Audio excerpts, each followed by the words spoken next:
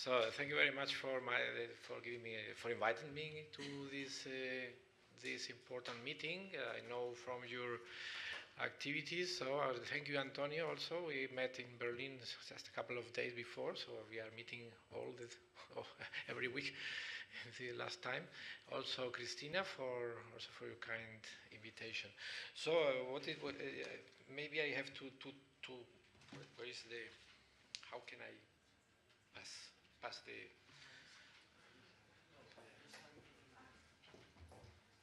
it's here. Yeah. It's here. Okay, the keyboard. Okay. Okay. So let me introduce about my activities as a national contact point in Spain for Societal Challenge 1, Health, Demographic Change and Well-being. Actually, we are two in Spain, Carolina and myself. I'm working for the National Health Institute, which is some meters from here, not so far away. And my task, my activity is to promote the participation from the professionals that are in the national health system in order to get money for your research, your innovation activities in Spain. So it's really a pleasure to be here and to show you a couple of opportunities. There are not so many in the last call for Horizon 2020, but let me inform you that this call 2020, which will start on early July, is really a big opportunity to get money, which is for all the research fields, for all the topics that will be published in this call text. There are nearly 800 million euros for research and innovation activities, and also for coordination and support activities, as I will show you in a moment. So there are 8 priorities in this call in 3 areas. I will talk especially about this 1.4 innovation, health and care system, integration of care that belongs to this area, better health and care, economic growth and sustainability health systems. Very shortly, in a one slide, what is important, I think, for you. There is a topic that will aim to support the design of a coordination network of clinical research activities of the European reference networks. Let us say a network of networks of European research networks. The total budget for this one project will be 2 million. The contribution, the total budget for this topic will be 2 million. So only one project will be funded. The opening date for this call will be the 4th of July of this year, and the deadline, you have a lot of time, will be the 7th of April of next year. This is a coordination and support action. It's not the focus is not to fund research activities, but I'll read you this in a synthetic way. The activity aims at enhancing the research and innovation capacity of the European reference networks in order to achieve the goals of the ERDIC. It's an international consortium of rare diseases, in order to bring new diagnostic tools and therapies more efficiently to the patients. It should also this coordination and support action, CSA, to help to identify research priorities and synergies among the European reference networks that are actually on the table and not working. Proposals should address fostering collaboration in the field of clinical research among these research networks. Also to foster collaboration, clinical research, and other among other stakeholders, and also research infrastructure, industry, patient organizations. As a kind of umbrella of European research networks that should coordinate their activities among themselves. And also a close collaboration with this new instrument, the European Joint Programme on Rare Disease, is also necessary. in detail, this is the text of the topic. I will like to highlight in red what is really intended by the Commission. A highly organized coordination among the 24 networks that are still in, they are right now working, that are operating in 26 countries, over 300 hospitals, and more than 900 health care units. So a lot of coordination activities are needed in order to be successful. And also with other Europe lead research collaboration beyond the network with all the other actors in the field of rare disease research, especially the European Joint Programme on Rare Disease I have talked about. Other highlighting activities, as I said, these are aligning of activities with the goals of the International Rare Diseases Research Consortium, the ERNs, to identify research priorities and potential synergies among European research networks, coordinate RNI activities, close collaboration with the European Joint Programme on Rare Diseases, and involve participants from several countries, and aim to engage all these ERNs and all other relevant research networks in Europe. These are the expected impacts. These are defined by the commissions and are required. You see here again this alignment with the vision of the International Consortium on Rare Diseases. These are what is required. Contribution with a more political emphasis of the Commission, contribute to the development of a comprehensive European ecosystem for rare diseases, and the synergy with the programs that are existing in Europe, especially with the Connecting Europe Facility Program and the European Health Program. Coordination and support action, as I said, 2 million euros can be asked for. Just as a summary, what is the vision and goals of this international consortium? The vision is to enable all people living with a rare disease to receive an accurate diagnosis, care, and available therapy within 1 year of coming to medical attention. And 3 goals that are set until 2027, so these are 10 years goal. First goal, all patients coming to medical attention with a suspected rare disease will be diagnosed within 1 year if their disorder is known in the medical literature. And all currently individuals that are not diagnosed properly will enter a global coordinated diagnostic and research pipeline. Goal 2, 1,000 new therapies for rare disease will be approved, the majority of which will focus on disease without approved options. And third one, methodologies will be developed to assess the impact of diagnostic therapies on rare disease patients. So this should be considered if you are coordinating this and are proposing you are designing a proposal for this topic. It's an absolute requirement that you align with this vision and the goals. I have explored other opportunities in the call text for 2020 in the Societal Challenge 1. I have to say that there are not so many opportunities for you as specialists on transplants, but I would like to show this one. This is the first one for this in this context, which is the digital diagnostic, developing tools for supporting clinical decision by integrating various diagnostic data. In the text, you will not find the word transplantation. But if you think about diagnosis and therapy, and if you are like to develop more precise technologies, I think it could be an opportunity. But I would suggest that you really analyze the topic test from your point of view, for your field, for your own research field, and to see if there's an opportunity for you. In the scope, I have highlighted some ideas that summarize the sense of this topic. To develop tools, platforms, or services that we use information provided by most relevant diagnostic means for a particular area.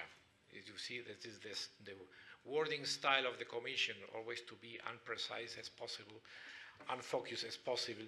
And this is why we are working so in this area, because we have to translate for you this this strange language of the Commission.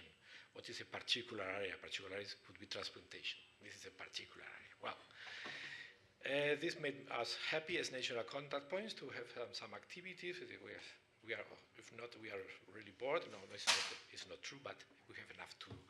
So, solutions should integrate various data sources such as medical records, in vitro and vivo diagnostic, medical imaging, whatever, omics data, functional tests, lab on a chip, whatever you can imagine it could help for integration and to facilitate forefront diagnostic tools. They should test and validate in real-life settings. Any medical data relevant for a particular disease may be considered ethical and legal concern for sure. There are for this topic there are 40 million euros, and for one project, these are projects that are very big, 10 to 15 million euros for one project. So I don't know why it's changing. Opening date again the 4th of July, and the deadline will be the 7th of April of the year of next year. This is a type of action called research and innovation action. This is really funding for research and innovation. And well, just in order to have a summary of how to participate, minimum 3 legal entities from 3 European Unions or associated countries. You have to consider and include the aspects of social sciences and humanities. It's a must. Sex and gender aspects in project management, the focus of the project, ethical aspects, open science. The research should be delivered to the society, not for include the professional for sure, but it's money that are coming from our taxes, and so should be really delivered for the whole society. The budget should be aligned with the proposed activities and objectives of the project, and the budget is orientative in the topic, so you have to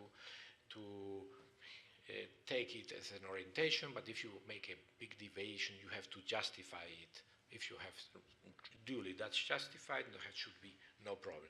The project duration should be appropriate to the set activities and objectives. It's up to you, but okay, the most common duration should be among 3 and 5 years, also 6 years if there are clinical trials. So I think if all I have to say, this is my contact details.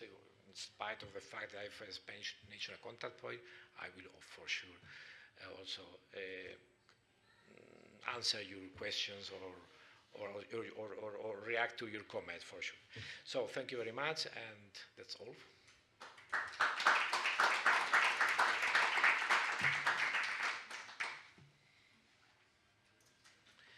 Okay. Questions? Maybe. Everything is clear again. So, wonderful. Privileged minds. So how the best thinking personalized medicine, that is something that, or just personalized medicine or biomarker-driven decision for clinical management. You think that this will be the call that will fit in the next? Absolutely, yes. One priority. The priority. I'm pushing the buttons with my. It's a priority focus to work on personalized medicine, and whatever tool can be used for make a better decision, to take a better decision in terms of diagnosis and therapy. This can be is absolutely aligned with the requirements of the Commission. So feel free to, if you have an idea, to consider it for it.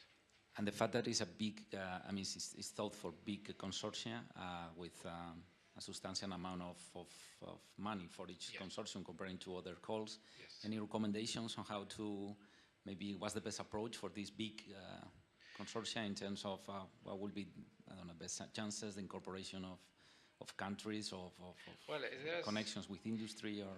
Yes, I think you have to think for one side big in order to see, well, we have a broad area of research innovation. What are my activities? What are the goals I would like to put on the table? Are they aligned with the text of the call? And then start to just like a writer, put your ideas on the table, and then say, well, I cannot do everything. Make a distribution of activities, put names and institutions on these activities, and then start to, in parallel, to make a short summary and talk with them. You don't need a geographical distribution, but of sure, it has an European basis. You cannot focus only Spain, Portugal, and Italy. Think about the whole members of Europe, and inclusion of SMEs, small and medium enterprises, are really very, very, very welcome. And large industry, if they have a real activity, for sure too. So it's open to, it's up to you if you like to apply. But it's a lot of work, I can say. We know. You know.